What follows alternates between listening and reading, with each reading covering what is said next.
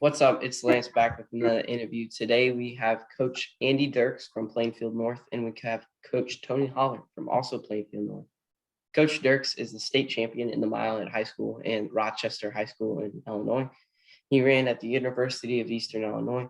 He is head coach at Plainfield North High School for cross country. And Coach Holler, he is head. Sorry, my apologies. He's the former head coach at Harrisburg High School, and he is the founder of Feed the Cats, which I'm sure some of you guys have heard of.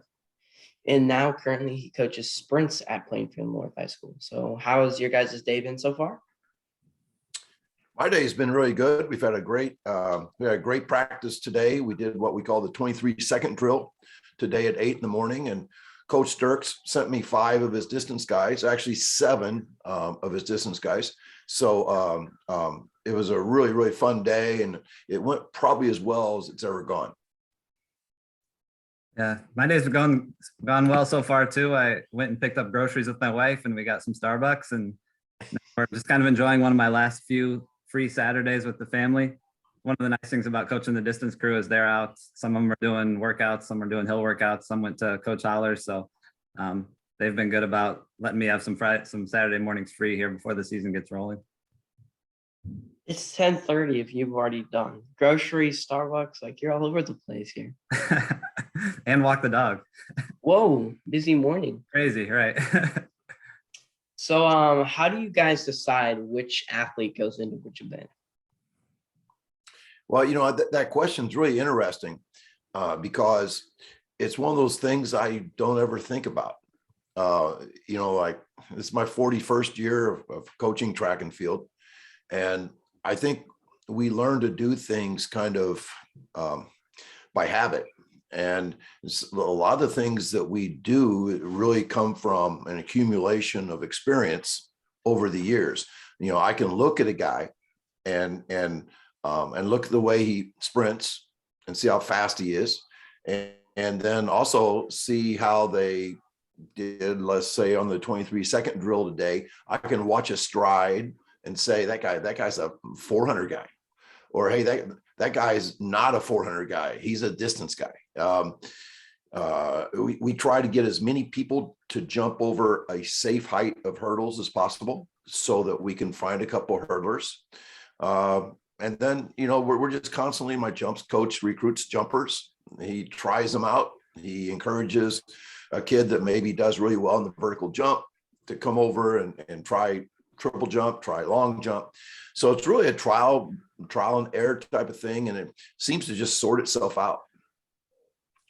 Yeah, I would add that, a lot of times I think when guys run summer running with me and then they run cross country, they tend to gravitate to the distance crew. And sometimes we have guys that ran cross country that are also really fast and can be good in the 400 and be good in the 800. And so every once in a while, this has been a unique start to the season where we've had some guys that did run cross country that speed trained with Coach Holler through November, December, January, and have really discovered that they have talent for the 100, 200, 400. So, I think we talked about that the other day. I think the athletes kind of take the lead a little bit, if they show the promise and we want them to be in the events that they really want to be in. I think they'll be successful in those. But yeah, a lot of times if they've run cross country and if they're going to run cross country next year, they tend to gravitate towards, the distance crew. But I always have the talk with them that, our goal is not to make them slower and just slow distance runners. We want to be fast distance athletes. And so if they really want to run that 400,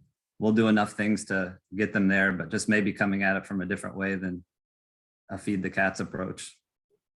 Yeah, and I think I would add to that, like, for example, I just got a text yesterday from a guy, one of your guys, Andy, that has been training with us.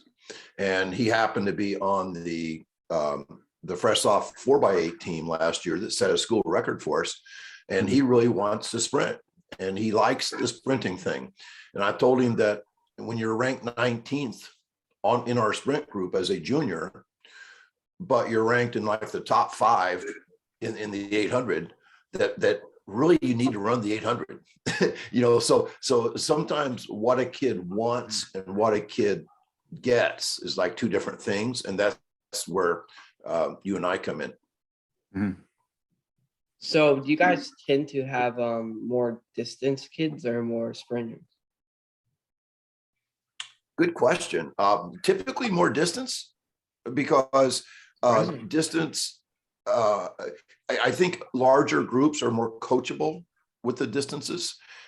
We have, obviously, if you go out and run 3 miles, you have the whole world, to run in. But when you're sprinting, you pretty much have to be on a track, and we have such a small little area that we can sprint that we actually limit our sprinters to about 30 to 35, and anybody that does not make that group is encouraged to go to the distance group. But I think this year, I think we're about equal, aren't we, Andy? Pretty equal. Yeah, it's pretty even. Yeah. Yeah, that's the same thing. If the distances tend to, I'm also thinking about cross country and kind of the year-round development, and in a way, it's a numbers game, and you never know how a freshman might develop as a distance runner. And so, as long as they are wanting to work hard and wanting to be a part of a team and show up and be consistent, then there's usually a place for them on distance. Yeah, and I think too that I've always said that if you want to be a happy coach, you need to coach the distances because people can really, really adapt to distance running, and improvement is pretty consistent with really all the kids. If you put in the work, you get better in the distances.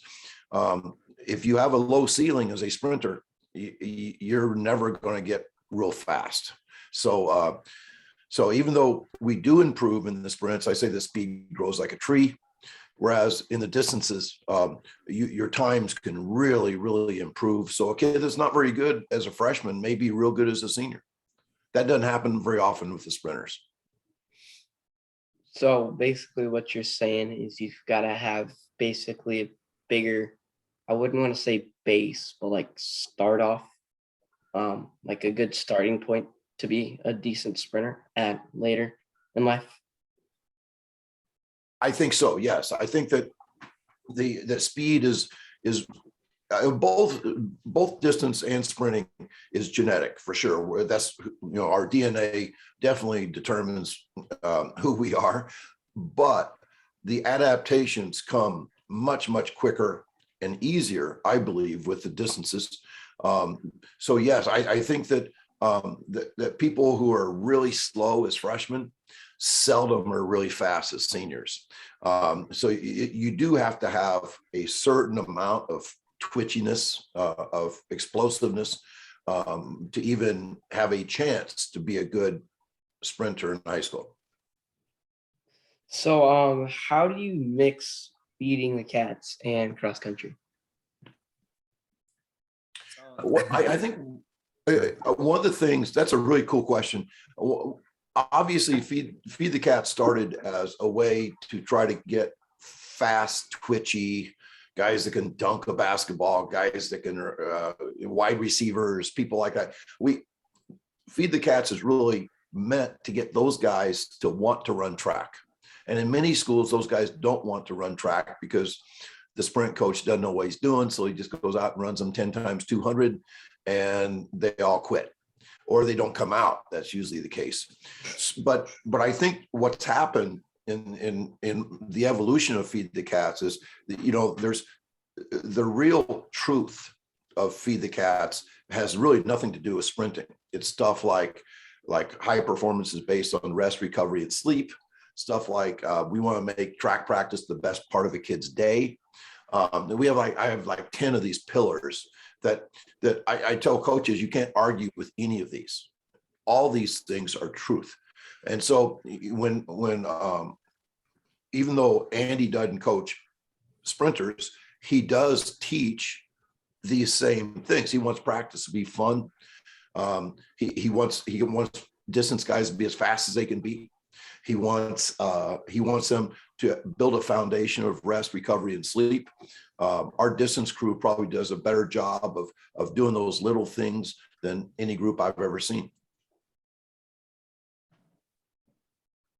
Yeah, I think it's funny. I've been coaching with Coach Holler for 11 years, and it's been fun to be a part of the evolution of Feed the Cats. Just from the first years I was at Plainfield North, we we would, just meet and talk, and he started doing more writing articles and coming up with this feed the cats thing. And now talking to people that always want to know, what's it like feeding the cats with distance runners, or how do you feed the cats with distance runners?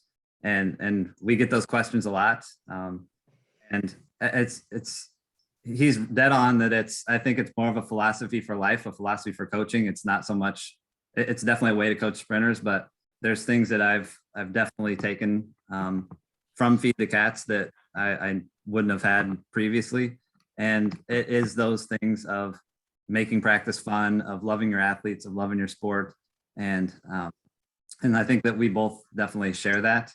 And there's definitely things from Feed the Cats that we do. One thing, just the role of speed training, of trying to have fast distance athletes, is something that I've definitely bought into and believe, and I think our program has gotten better for. It doesn't mean, that, it's still an aerobic game.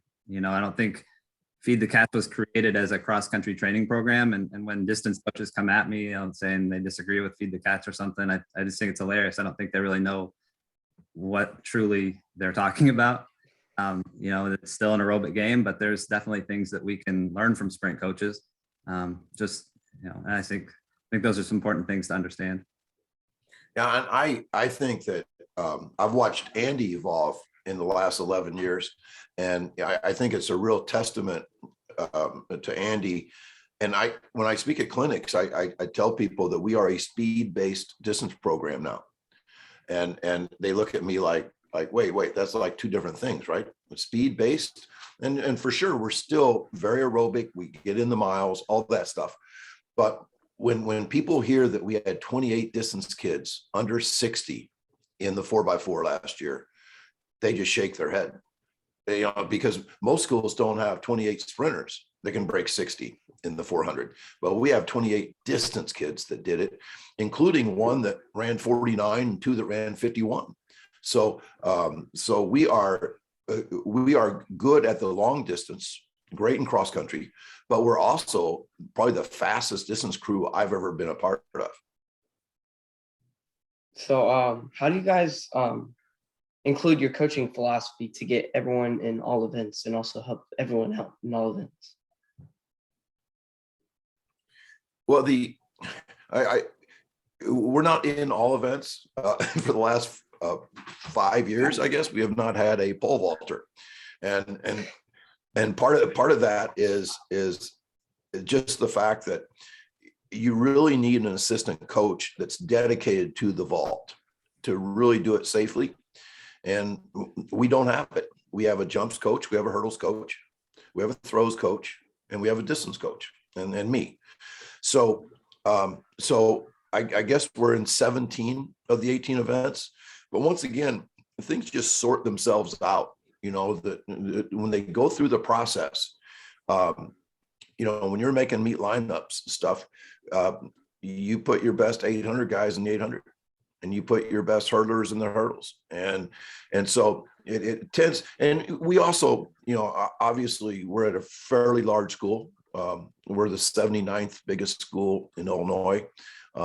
So we will have close to 100 kids on our team, 100 boys every year. So we have a lot to choose from every year. Whereas like when I was at Harrisburg High School, we had good numbers, but good numbers for a school of 600 is probably 40 guys on the track team. So you don't have as many to choose from. Coach Derks? What was the original question again? It was about how do we get them in the right events? No, how do you kind of help everyone out in different events? How do we help them out in different events? I don't know if I answered that question right then. Go ahead. Well, I would say, so in my distance crew, one thing that kind of keeping in the theme of talking about what does it mean to be a speed-based distance program? I don't know that I would call us that. I think if it means we emphasize speed probably more than the average distance crew, then maybe. But I want to make sure that, because I do have distance runners that say they want to run the 400. And I think when they come from middle school, the 400 is a distance event. And so they say they want to run the 400, and that's fine. So I try to tell them aerobic training and running volume will not make you slower as long as you're doing enough speed development. You'll still get faster, even though we're going to run mileage, and even though we're going to run, tempo runs and cruise intervals and, long repeats on the track, things like that, and long runs, you'll still get faster. So, and I show them the data of, look at all the guys that we've had that have run fit. We had a guy run 48 4x4 last year, a couple 51s, a couple 54s. So they tend to, and I think the data speaks for itself after, after a few years of having guys be successful and have some distance guys in the 4x4, they trust that, oh, okay, so if we do this stuff, even if we're in the distance crew, it may not be where they wanted to be, but they trust that between Coach Holler and myself, we want to have the best track team, and we want to help them get in the best events that they can. And so, yeah, they're still going to do speed development. And if I have a kid that's, really going to be good at the 400, I keep that in mind with training. He's not going to go on 90-minute long runs, but we'll modify it to best we can so that it helps them in the events that they're going to be best at. But we're honest too. If there's a kid that, I keep a lot of data with flying 40s. I probably have more flying 40 data than any coach in the country, because we've just done it for a lot of years. And it's a metric that I can tell a lot. If a kid doesn't break 5 seconds in the flying 40, they're probably never going to be a 400 stud, but if they keep improving a little bit at a time, they'll globally get faster. And it's one of the reasons I think speed development's improvement is because those very small gains you can make, even though, you may never be on the 4x4, it's going to help you in cross country. It's going to help you in the 2 mile. There's lots of global benefits to it. And so, but yeah, you just got to talk to them a lot, and you have to get them to trust you and show them how it's helped guys in the past, and show them guys that were all state in cross country. Look at what their flying 40 development was over their 4 years. Look at how much faster they got. And the other thing I would say too is that the speed training is fun. And that's a feed the cats thing too. It's really fun for even distance guys to sprint and to have it timed and to have it recorded and to see an all-time list. And so they really get into that. And so I think even if, let's just say that speed training is a waste of time for distance runners, it doesn't improve them at all, but they look forward to it. Like we do our speed development a lot of time this time of year at 5:45 in the morning, because that's the only time the track is clear for us. They set 2 alarms and they make sure they're there, and they make sure they have their spikes because they want to sprint and they want to have that. And they get mad if they don't set their PR. And so, yeah, they really do like it. And I think there's benefit to having those practices that they really like and they get into. So this question is for Coach Derks. How much did you have to adjust your training style from what you knew earlier in your career? Yeah, that's a good question. I've evolved quite a bit. I think I used to coach at your school, St. Joe Ogden, that was my first job. Yep. 2004. I call those the dark years for St. Joe because we weren't very good at coaching them until your dad came along. They were good before me and after me. Those Derks years were pretty rough at St. Joe though. I can go outside. We have all of the placements in our garage. We have the school records, and some of them were during your time period. Don't be too sad. Yeah, those were the sprinters. I didn't. So I'm pretty sure.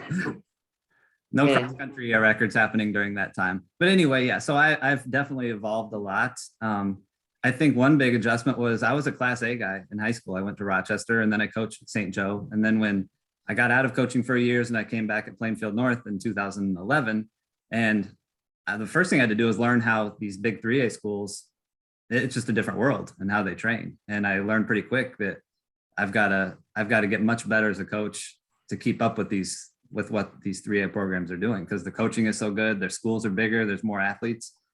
And then working with Coach Holler, there's obviously a learning about what speed development is and how I can learn from him, and just his presence, his enthusiasm for the sport, I think was infectious.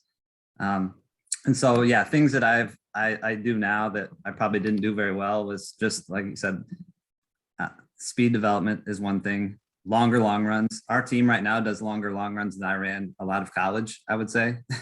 and definitely than I would have assigned early in my career. And so I definitely value, it's funny, the 2 ends of the spectrum, long runs and very short speed development. And yeah, I think those have been two of the areas, and valuing ancillary training. I know you talked to Coach Bollet recently about that. And one thing that one of my assistant coaches a few years ago, he was actually our jumps coach, and he was my assistant cross country, Dr. Damhoff, really helped me grow in that area of general strength and doing things every day other than just running.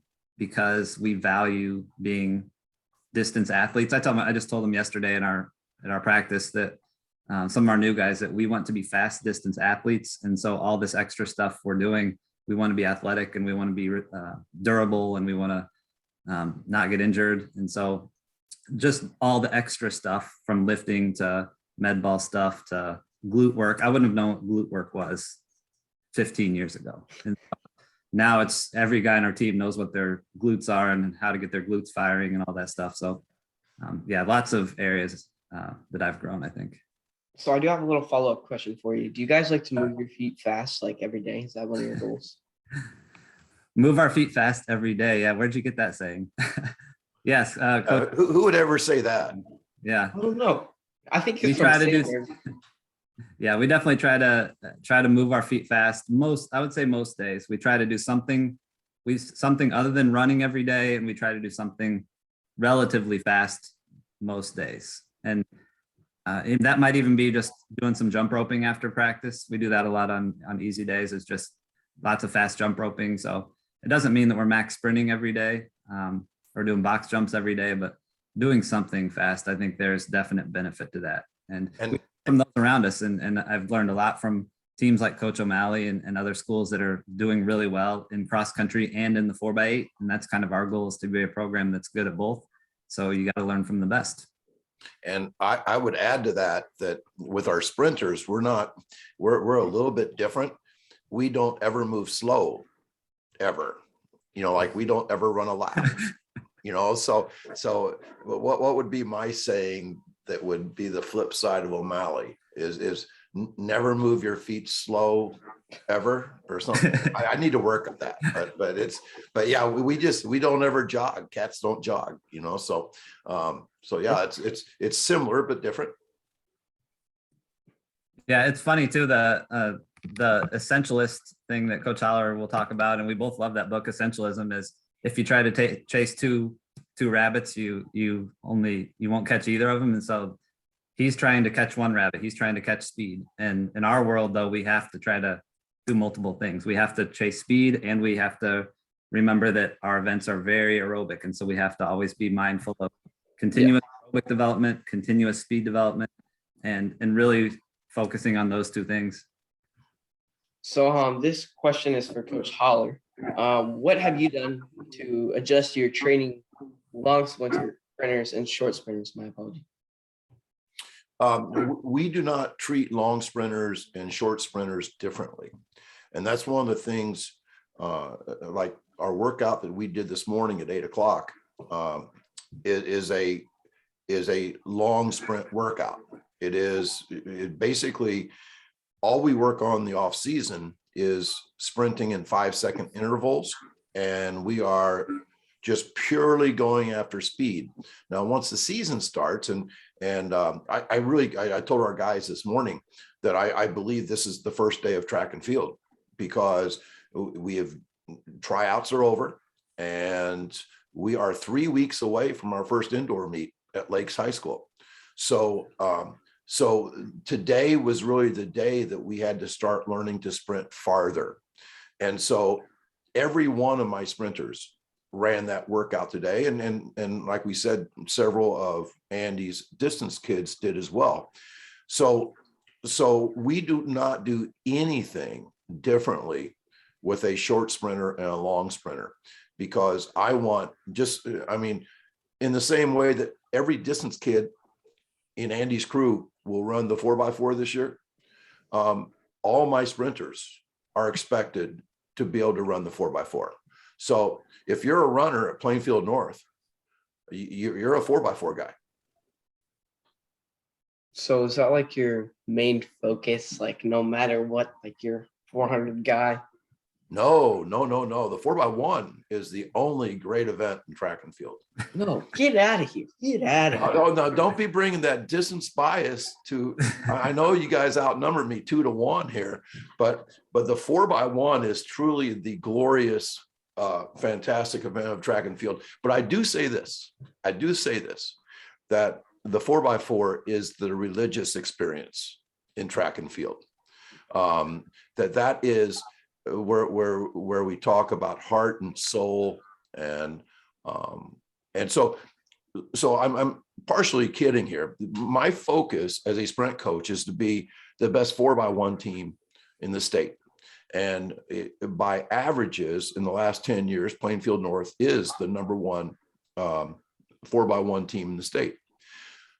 Having said that, that does not keep us from being good 4x4. We are a good 4x4 school.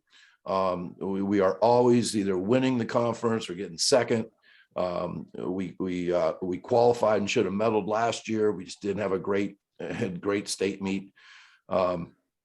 So the 4x4 is the event that the entire team becomes involved, and we glorify the guys that run that 4x4, and we don't do that in the 4x1. But if you're really a sprint coach, pure speed is the short race. So that's why I say the stuff about 4x1. So this one is for both you guys now that we're going back to both. What are some of the things that are important for younger athletes that they could do to be good at both sprinting and also distance running? Go ahead, Coach. Yeah, I think young athletes can definitely start with sprinting. I have a group of middle school runners that come with us in the summer, and when they ask what sorts of things they can do, I think speed development is probably number one. I don't necessarily think young runners, if they want to be great at cross country, need to try to start running a ton of volume at a young age. I think they can do lots of general strength, do lots of push-ups, do lots of pull-ups, do lots of sprinting, play lots of games, play multiple sports, things like that. Ride their bikes a lot, be active, shovel snow, do all those sorts of things. But when it comes to the running things they want to do is, if I was to write a schedule I've never coached middle school, but I would definitely want to do things that are fun. I would definitely want them sprinting, and they can do sprinting up a hill. They can do sprinting flat, doing things to time them and give them results, the record, rank, publish thing. So yeah, I definitely think that speed development is something that if you get really good at that, you're just laying a foundation to be, you can always add volume, you can always add mileage and more specific workouts as they get older. But if a kid doesn't know how to run really well and they just try to run a lot, it might work for some that are just naturally good runners. But I would probably rather approach it from getting really fast and really athletic and really strong and going from there. I don't want to really interrupt here, but this is a serious question. Do you have your younger kids move your feet fast? I don't want to keep going back to it, but that's a serious question. Do you have the younger kids move their feet fast?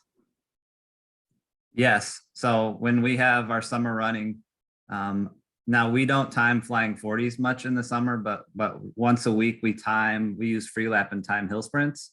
We meet at a park with a hill, and it's a 50-meter hill sprint. And so we definitely have our middle schoolers do that with us.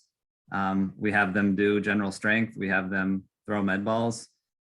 We have them do fast workouts, and so we try to have them jump rope and do things to move fast every day. Some days it's traditional. It's an easy run. It's doing strides afterwards. So it's like I said, I don't want to make it sound like we're doing something crazy, but yes, I'm more worried about how they run. And so what we don't do a lot with those young runners is just send them out for unsupervised runs. If they are going on a run, it's loops around the park so we can watch them. It's maybe 400 loops where they run a 400 and take a break, but I encourage them to run at a pace where they are going kind of fast, so they're running with good form. But yeah, move your feet fast every day. I know you say that kind of joking way, but it's a serious concept that yes, we want them moving fast every day, and we want them, from the beginning to value that and not just think that long, slow running is the only way to do it if you want to be a good distance runner. I think if you could I think everybody should write down what Coach Derks said about young distance runners, and that becoming an athlete, and this is one of my problems I have, and don't take offense, but with distance runners, many times they are not very athletic. They don't sprint, they don't jump, they don't lift. Typically they're thin, And so lifting does not give them a lot of joy. But they need to do all those things. Push-ups should be a daily thing, pull-ups daily. And if what happens if you can raise your miles per hour, your pure speed, is that it raises the ceiling of your performance. And I think one of the worst things you could do is to try to turn a 10-year-old into a distance runner and have him out jogging miles, because his ceiling's always going to stay very low. So the absolute best thing you can do is just go right back to what Coach Derks says, and that's to be an athlete, to play multiple sports. If you can't make the basketball team, find a place to play basketball. That you need to be an athlete. And when that happens, then you can grow into a distance runner. Because remember I said sprinters speed grows like a tree, not distance stuff. Distance stuff grows in spurts. Distance stuff will, it does not take 10 years of work to improve a 1/10 of a second, like it does sometimes with sprinters. With distance kids, that they can improve 30 seconds a year in the mile. Those improvements are awesome. So I gotta say I agree with you on the stay athletic. This is my first year not playing basketball, but almost every day I'm still out in my garage playing basketball. We have a little hoop out there Good for that I you. like to play. So what are some of the things that distance runners can do to develop speed? I know I'm gonna be a little bit biased on this question towards distance runners, but what are some things that we can do to develop speed, and is it even important to have it? Yes, it's definitely important to have it. And I'm far from an expert. I'll just kind of talk about some of the things that we do. And so if I go back to summer running, a lot of the things we do, we try to play a lot of games. We try to do something. Usually one day a week will be something devoted to speed development, where, and when I say a day devoted to it, it's not a day that I'm worried about mileage. It's a day that and usually it's hill sprints, because the summer is a good time for us to meet at a place with a hill, because otherwise Plainfield's pretty flat and we don't have a hill near the school. So having that dedicated speed development day, and it's still, our seniors and juniors who run a lot can still go do a second run later in the day. They still are going to get, 6 other days in the week that they can focus on aerobic stuff. But so hill sprinting, flat sprinting, true speed development, the difference. And this is one thing that I've grown in, is learning that strides and doing fast strides after a run, that's different than spiking up and doing flying 40s on a track very fast and timing it and recording it. Like, those are two different things. And so doing kind of a mix of both of those, jump rope, playing games, doing strides, doing varieties of paces with workouts. I think all of that stuff is important. But I would say that the hill sprints and the playing games and the jump rope, those would probably be, some of my favorite things that young athletes can do. And what I would add to that, and Andy touched on it, but it needs to be really hammered home. If you're not timing, I don't think you're sprinting. That if you might just be running kind of fast. So that timing, and then record, rank, and publish adds meaning and significance to those things. And from afar, the two things that Coach Derks is doing such a great job with is with mini hurdles and flying 40s. That I watched his distance kids several years ago go over mini hurdles like for the first time. And I threw up a little bit in my mouth watching it. It was one of the ugliest things I've ever seen in my life. And now I watch him go through, and it's like, damn, he's got more sprint talent than I do. I mean, his kids look beautiful, but that doesn't, if you see a turtle on a fence post, it didn't get there by accident. Somebody put it there. And the fact that Andy's group is so fast now and so beautiful when they run, that's because they have timed sprints and they've worked at going over mini hurdles, wickets correctly. So, yeah, you don't get 28 distance kids under 60 in the 4x4 by accident. That's very intentional. So this question is for Coach Holler. What are some common mistakes that sprinters make in their training? Well, the biggest mistake is running distance. That's whoa. no. No, I think seriously, I think the biggest problem is volume, so I was kind of being funny there, but running too much volume. Like, for example, I saw Vince Anderson speak, one of the best sprint coaches in the world, just last 2 days. And this is interesting, Andy. He said that if you're a 50-second quarter miler and you're running tempo, let's say for 200s at 27, that is the slowest tempo that will not detrain speed. Mm. So, and then he also said, if you're running, is basically, if you're a 50-second quarter miler and you are running workouts at a pace of over 54, you are detraining for the 400. And so I think one of the biggest problems, and this is like old school track and field, where they took sprinters and had them run 10 200s at 31 or 30 or even 29. They are not getting faster at the 400 by running a whole lot at a slow pace. You have to get real close to performance in order to improve performance. So this question is for you, Coach Derks. What are some common mistakes that distance runners make in their training? I would say some mistakes that I've seen within guys on our program, and I take full blame for it. I mean, we all have things that we wish we would have done different, but sometimes focusing too much on volume and letting mileage become their sole focus of training. And there was a time where I thought like just that's what it was all about, running high mileage. And to a certain degree, we've had guys that have done that and gotten a lot better, especially in cross country. There's one athlete in particular I remember that really just improved from being one of our slowest guys as a freshman to a top 7 guy his senior year.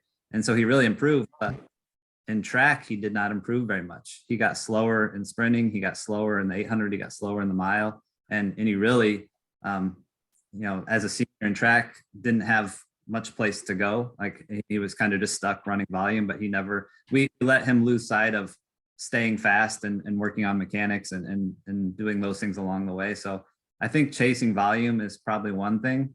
And I would say the opposite would be true, that it's 90+% aerobic. And so, I don't want people to hear this and think that, oh, we're a speed-based distance school, so we never run distance and you don't have to run mileage. Like that's the opposite. So I think the two things are true. You have to run a good mix of paces. You have to run long runs. You have to, I tell guys, we're not going to chase mileage. I'm not going to assign you weekly mileage, but I'm going to look at it. We have training logs like you guys do. And I know your dad's team does. That if you're a guy that wants to be an all-stater in cross country and you want to be a fast miler, and I'm seeing 30 miles a week, during times where you should be running a lot, that's what our 8th graders are doing. That's what our freshmen are doing. You've got to be running enough. So you have to run enough, but it's not this infinite more is always better. And then just, doing all those extra things. Coach Holler touched on it a little bit, but sleep is so important. We talk about that, I think, daily. Just that's more important than any workout we can do. It's if you can have a great workout, but if you're not sleeping, if you're not getting 9+ hours, you're just wasting your time with the training. And so I think getting guys in this day and age, there's so many distractions and so many other things to do and things to keep you up, that getting guys to focus on sleep and it's not a real glamorous thing and it may not feel like it has an effect, but I think just really good sleep consistently is, it's something that not just distance runners, but all athletes in all sports and teachers and students, if we all just got enough sleep. But it's very hard at our school too. We start at 7:05. That's first period. And so it's hard for kids to get enough sleep. And so we have to talk about it a lot, and we have to see this as a positive choice to get enough sleep. And I would love to circle back and talk about some, Coach Derks brought up the two rabbits thing, the speed rabbit and the endurance rabbit. And if you only chase one rabbit, obviously you'll never catch the other one. So I think that's the conundrum of distance coaching, is how do you attempt to get them both? And I think something that Andy said earlier, I just loved. I think you have to be extreme in your training. I don't think you can middle it. I don't think you can go half volume and half speed. I think that you have to be extreme in your speed, which means like spiked up time 40s, and you have to be extreme in your volume. You have to, that's the only way you have a chance of catching both rabbits. And I think, coming up with a plan to get that done is what probably keeps distance coaches up at night. So there's, go ahead. Sorry. I say, going back to the Vince Anderson thing he was talking about with, so does that mean if I have a distance guy that wants to run the 4x4, that I shouldn't have him do anything slower than 27-second 200? Like, it's easy to hear that and think that. And so I have to always be mindful of, okay, if that kid's sole race is going to be the 400 down, I have to put a lot more serious thought into what I'm doing with that kid. But I'm also have to remember that, okay, he's training for the 800. Yes. Probably going to run the mile. He might be running cross country next year. He might just be a more slow twitchy type guy. There's lots of things to consider. So, and I think that's why coaches ask a lot about how do you feed the cats, because they're simplifying it into everything that Coach Holler says about not running more than 200 in practice. And those bullet points of feed the cats, that's a huge part of it. And that's, like you said, that's our focus is 100, 200, 400 jumpers and hurdlers. And so, yes, as distance coaches, there's many moving parts. I saw something on Twitter the other day with training the 800 is like trying to keep a bunch of plates spinning, and it showed all these different plates spinning, but that's the fun part. That's the challenge of figuring out with all these different athletes how to approach it from different ways. And so I think you go back to the basics, though, is you have to run enough, you have to run a variety of paces, and you have to treat speed development importantly. Make sure that they value it, and make sure that you're doing it in a way that it's fun too. That always helps if they're having fun. And one other point I made, I just to go back to, Coach Holler, is one thing I've learned from him is distance guys sometimes are coming from backgrounds where they didn't play a lot of sports. It's kids that didn't make teams and didn't necessarily play other sports. And distance guys sometimes need to learn how to compete with themselves, and they're running, but they're not racing and they're not competing. And so that's something that I think when you start timing things and recording things, they learn to compete with themselves. They learn to compete with each other. And I think that's kind of been a side benefit that I didn't think about that I think is important. I don't necessarily want them competing every workout with their times from previous workouts, but with sprinting, you can definitely sprint every day, and you can record it and rank it, and that's fun. And it helps light a little bit of a fire, I think, for them to be competitors. We can't just assume that everybody, just because we're competitive doesn't mean that every kid that comes into cross country is competitive. Some of them are just there because their parents made them do it, or they're pretty calm demeanors, and so they're not competitors. So we have to do things to get them to be competitive sometimes. So there's two questions I purposely left off your guys' list. One of them is gonna be a little fun. First question, this is for both of you. Both of these questions are for both of you guys. The first question is, what's the best dad joke you got? The best what? Dad joke. Oh God. I'll let I'll you go first, take that Lance. one, Coach. I came prepared for this. I've been watching your vlogs lately, so I came prepared. And so I went to the source. I went to my dad, who is the king of dad jokes. I'm not. So I went to my dad, and he gave me a good one. So I got one for you. Why did the orange lose the race? Wow. Oh, sorry. My audio, I couldn't hear you. Hold on. Say the punchline again. Oh, the joke, why did the orange lose the race? because he ran out of juice. Okay, that's actually pretty good. Coach Holler, let's hear it. What's the best dad joke? I have no dad jokes. I really don't. I'm just way too cool for that. He's not a dad joke type of a guy. I'm really not. I call it World War II humor, and I'm more of a Vietnam guy.